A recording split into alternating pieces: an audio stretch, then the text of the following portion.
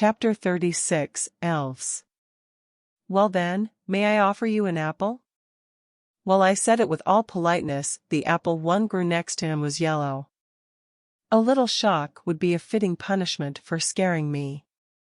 Judging by the concentrated lightning magic in that apple, one feared that only lightning practitioners could safely consume this apple. Sadly, I must decline your generous offer. He knew. Sad. Well, then how about these two? I offered both a nature apple as well as a vibrant apple next. Epley could hardly contain himself after seeing the nature apple. With an explosion of strength I hadn't thought him capable of, he propelled himself towards the apple. I could hardly watch as he tore into the apple like a savage beast into a carcass. The apple was gone within seconds. Do you have more of those? Sure, but what do I get out of it? Well, since we elves will aid you in all future matters, shouldn't we be rewarded? You see, this apple is extremely beneficial to us elves, especially for the growth of our young ones. Wouldn't bolstering your forces be good? So your loyalty will be mine alone? If I tell you to kill your king, will you do it? We don't have a king. My mother, the queen, has multiple lovers, but her crown will be given only to my little sister. And no, I wouldn't kill her on your command. Then you aren't part of my forces, and I have no need to bolster your power. He looked a little shocked. It would seem I had hit the nail on the head. They were here based on orders and a prophecy and had no intention of truly serving me. I cannot promise you my full loyalty, but please believe me, we will serve you well. This was developing into a serious problem. I didn't have people who were truly loyal to me. That was how it had been with Nerita, and that was how it would be with these elves. So long as they believed following me was the best course of action, they would support me. However, the second a more viable path presented itself, they would take it. I couldn't blame them for being opportunistic. They had no reason to follow me to the bitter end. Nerita always put her clan first, and the elves seemed completely loyal to their queen. They could only commit to one thing, and in this case, that wasn't me. You might not have any followers now, but you can change that. There are candidates that could become your followers, like Sven or maybe Aldi. Also, you should accept the elves, they will be useful until you have your own followers. Another thing on my to-do list. Lord Eldar. Are you all right? Oh, I had temporarily forgotten about Epley. My internal monologue had taken too much time and worried him. I'm fine. I was merely lost in thoughts. About those apples then. They would be of great use to us. I have decided that every elf will receive one such apple for serving me. Additional apples can be received through meritorious services. Now it was Epley's turn to fall into contemplation. He clearly wanted more apples, but he needed to serve me for the time being whether I gave them to him or not. With a long sigh, he bade me goodbye and descended to the remains of the town. That was another mess I should clean up right away. Miraculously, not a single building had been destroyed during my unexpected growth. The buildings were just displaced on different platforms of hardened soil on various levels. I had neglected the state of these affairs below me since my evolution and decided to first mess around with my new abilities. The townspeople meanwhile had managed to calm down. In the beginning, they had feared the world was ending with all clamor and shaking going on. Only after the tremors had disappeared without a trace did they realize that the world was still intact. Linking the chaos to my sudden growth was also something that they were still capable of doing. Some of them would no doubt think of me as evil, others might think I was avenging my petty grievances, but the truth was they were just of low priority to me. I gained no massive benefit from these people's presence here. Had they all died, Utgard would have sent others. Still, I should extend a helping hand now that the initial chaos had subsided. Chapter 37 Benefits are often accompanied by great risk. I began to connect the different plots of land, let's call them islands, with wooden bridges. These wooden bridges were strong roots and wouldn't break easily. Also, I could shape them as I pleased, creating ladders to reach up to the higher islands. The elves seemed to love it. They could climb ladders at an unbelievable speed and feared no height when it came to crossing narrow bridges. The humans? Not so much. Most of the humans abandoned their houses and descended to the ground. There, a new town was built. The infrastructure on the islands was then taken over by the elves. I felt much more comfortable around the elves. Maybe it was due to them being creatures of nature or because they hadn't betrayed me yet. Next up, recruiting some subordinates. Using the route system below the new town, I called Sven over. Sven, you have been quite successful so far, and I've been meaning to ask. Have you sworn loyalty to anyone yet? No, Lord Eldar, I have yet to even receive an offer to serve someone. I mean, who would want a weak adventurer like me? I would. If you are willing to swear absolute loyalty to me, then strength is secondary. I am willing. I hereby pledge my absolute loyalty to you, Lord Eldar. Your pledge seems a little rushed. Is it that hard to enter someone's services? I was born in the slums of Midgard and became an adventurer to keep myself fed. I was mildly talented and got lucky a few times, allowing me to rise out of poverty to this point. Now, with my age, no connections, no fortune, and no real strength. In short, no bigger force has a need for someone like me. Fortunately, none of these things are of any concern to me. Now that you have made your pledge, there is only one last step before you are a true subordinate of mine. Simply swallow this leaf and it will be done. What is this leaf? Insurance. Should you ever decide to forego the pledge you just made, I can simply cripple you. Though rest assured, it doesn't hold any lethality. I let the leaf with the potential trigger inscription fall, using wind magic to guide it to Sven. I was expecting the need for some convincing to arise, but Sven just grabbed it and wolfed it down. Seeing him eat the leaf so nonchalantly made it hard to believe it was an item that could cripple someone. You really don't hesitate, do you? Should I? As long as I don't betray you, nothing will happen to me. You owned so many beasts and have the ability to pay with golden ingots. Being the subordinate of such an existence is worth taking a little risk. Well, now that you are my subordinate, what's the element you specialize in? I'm a wind magus. Fitting with the tempest wolf I have, isn't it? Recently, I felt like I was close to having a breakthrough, but I just can't seem to take that last step. Wind. I might be able to help you with that. I just need to get you up here somehow. Getting the wind apple down to Sven was basically impossible, so I would have to bring Sven up instead. And expecting Sven to climb up all the way was out of the question. Remembering the system's words about platforms, I began to grow a system of wooden platforms connected by stairs and ladders, eventually reaching the top. Sven took a while to ascend to the top, but finally reached it. Here, this apple is wind attributed. Eating it should allow you to break through the bottleneck you are currently facing. I was once again astonished at Sven's decisiveness. He simply plucked the lime-green apple and ate it in a slow yet steady manner. No sooner had he finished the apple that he heavily exhaled and reached the early night magus realm. Shock was written all over Sven's face. Is this some type of divine medicine? Thank you, Lord Eldar. Just call me Eldar. This apple was by no means divine medicine, it's just a simple apple filled with wind magic. I can make a ton of them without breaking a sweat. Assuming I could sweat. Anyway, just take some of them with you for now.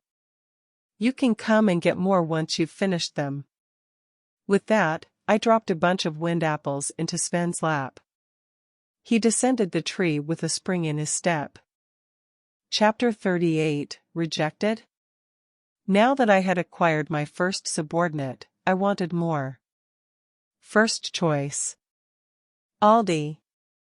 He had brought the elves here and was currently staying in one of the peripheral inns. Calling him over was just as easy as with Sven, and I asked him the same question to start. Funny you would ask. I was once part of a major power in the East, but not anymore. Then how about serving me? You could obtain great power and even make a fortune. I am grateful for your offer, Lord Eldar, but I cannot accept it. I have seen what humans have done to you and how it changed you. I would have to give you some kind of insurance that could ruin my life. Back when I left the Kong clan, I promised myself to never serve below someone again.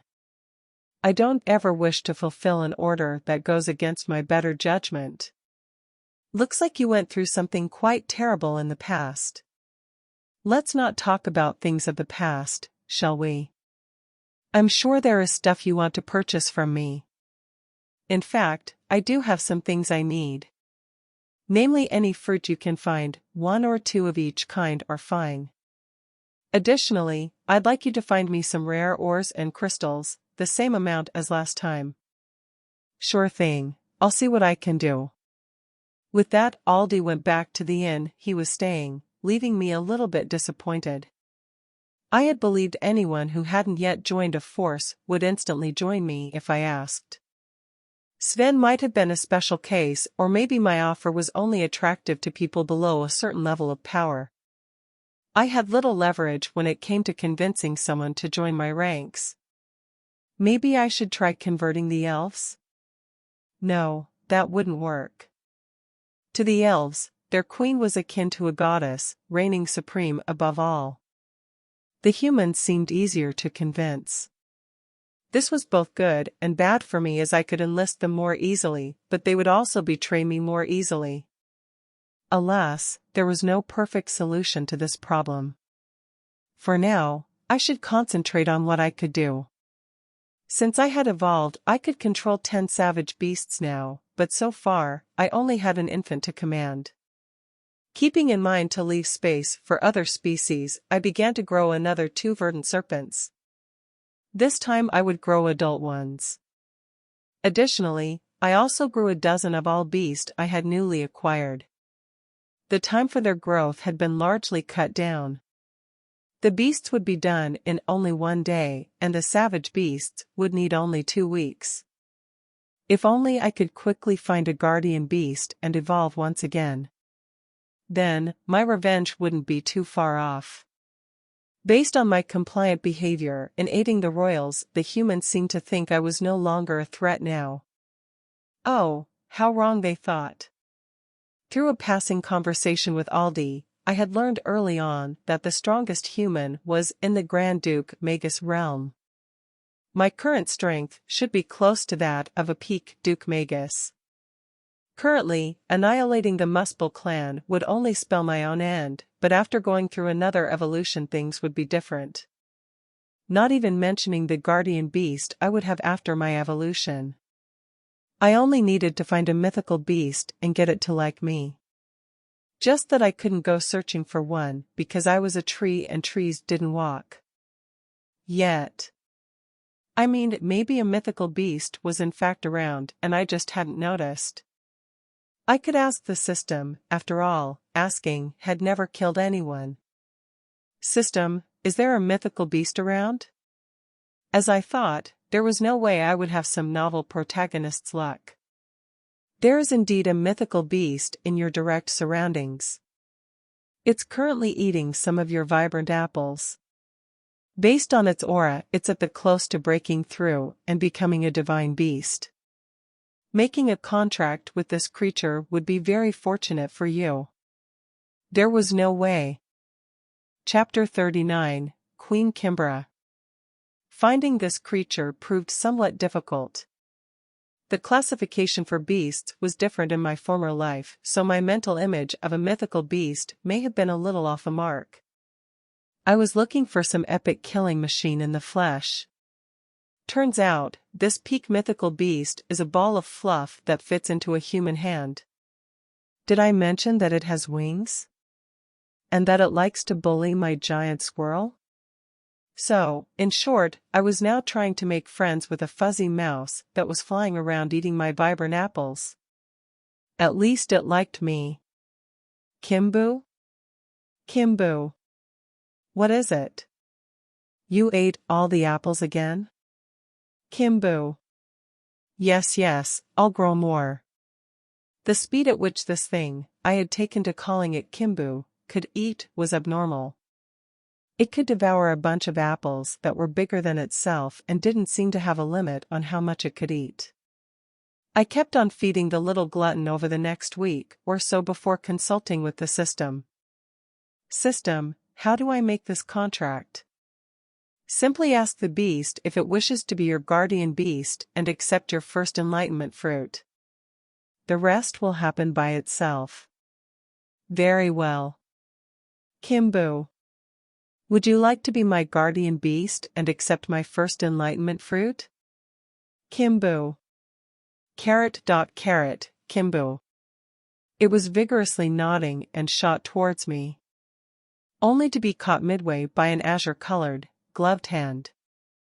Kimbu clearly struggled and poofed up its fur, but to no avail. I immediately recognized the lady who had been chasing the dragon with the strange arrow so many months ago. She was still clad wholly in blue and released a dreadful sense of power. A beauty beyond compare, no one I had ever seen could come close to her in charm or aura. Then, her gaze that had been resting on Kimbu moved over to me. I felt like she could see straight through my body, all the way to my soul. An inexplicable fear assaulted my mind. She could kill me with nothing but a thought. I'm sorry, but I can't let this Queen Kimbra be your guardian beast. It doesn't belong in this world, and I have come to retrieve it. I hope you can understand. Of course. If my lady wishes so, I will naturally abstain from taking it as my guardian beast. I'm glad you understand. Still, I feel a little bad for taking such a fortunate encounter from you. Yes, that squirrel seems suitable. She instantly reappeared next to my giant squirrel and grabbed it by the neck.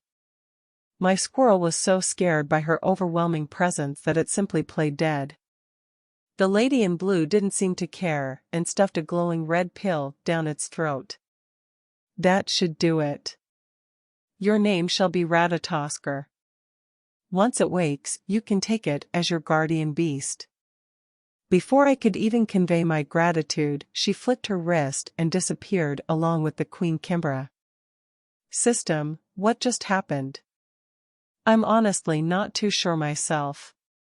The good news is that once the squirrel wakes up, it should be a mythical beast with the possibility of ascending to be a divine beast. But you said I couldn't use a self-grown beast.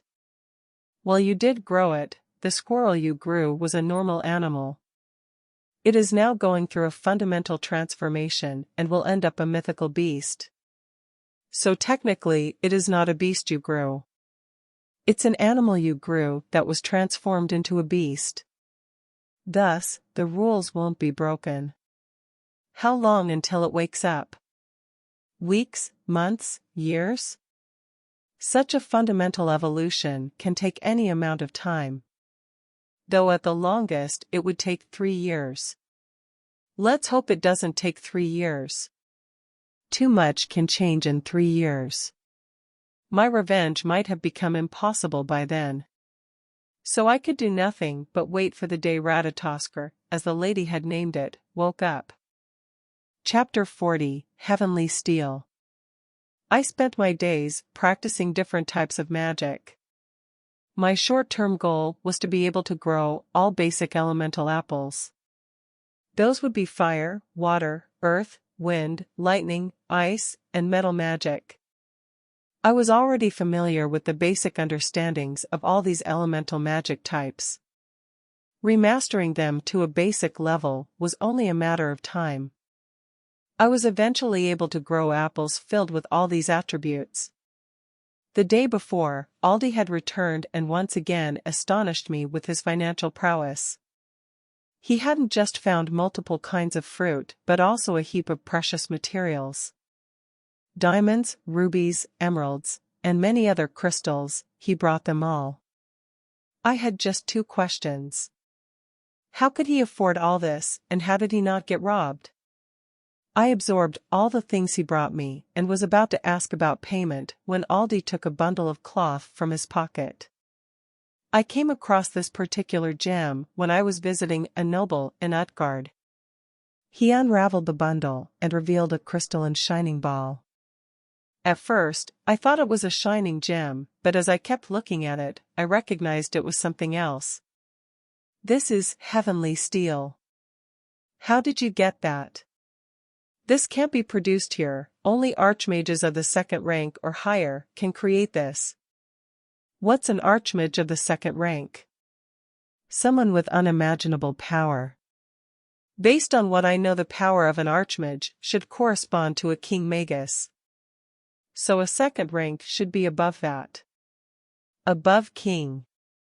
That would be a chosen one. They only exist in tales of the past. But that doesn't matter now. You know what this is, and how to use it? It's heavenly steel, a material created by infusing an innate understanding of light, holiness, or anything similar. It's much more durable than normal metal. In fact, it can cut through iron without any resistance. The only downside is that it is incredibly hard to shape into a weapon. I conclusion you want to buy it. Isn't that obvious? What do you want for it? Can you make weapons out of this? I'm honestly not sure. I can slightly modify the things I grow, so I can try. I immediately absorbed it and started my deductions. I had absorbed all the other and figured out their structure within seconds. The heavenly steel took a little longer, roughly 1 minute. Making it proved more difficult. This thing was created using an innate understanding of light. I didn't have such an innate understanding myself, so I couldn't recreate it even if I wanted. Good thing I didn't need to. I could filter the relevant parts out from the sunlight since I knew what to look for. It was an arduous process to extract it and form it into heavenly steel. By the time I was done, Aldi had long returned to the inn. Since he would only return in a few hours, I tried to form the heavenly steel into a different shape. I usually formed an ingot, but now I tried a shield shape. It came out surprisingly well.